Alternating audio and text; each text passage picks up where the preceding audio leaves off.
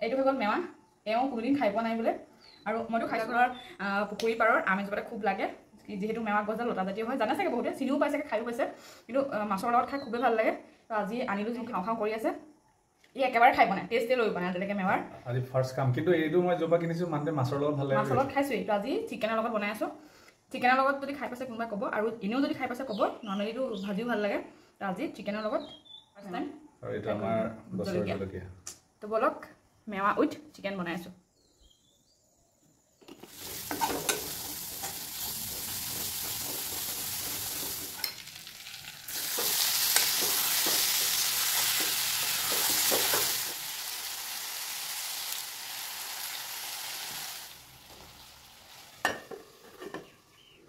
চ' মেৱাৰ ভিতৰতো এয়া মেৱাৰ গুটিবিলাক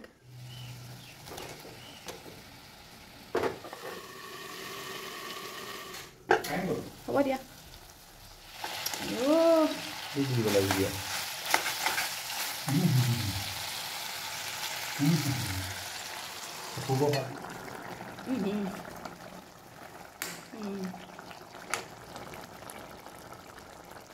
হৈ গ'ল মেৱাৰ লগত চিকেন একদম গ্ৰেভি কৰিছোঁ একেবাৰে গ্ৰেভি একদম পানী নোহোৱাকৈ পিঁয়াজ নেমু অকণমান ভোট জলকীয়া আৰু লগত আছে জলফাই আচাৰ একদম ঘৰত বনোৱা আৰু ৰুটি লৈ লৈছোঁ মেৱা একেবাৰে গলি নাইকিয়া হৈ গ'ল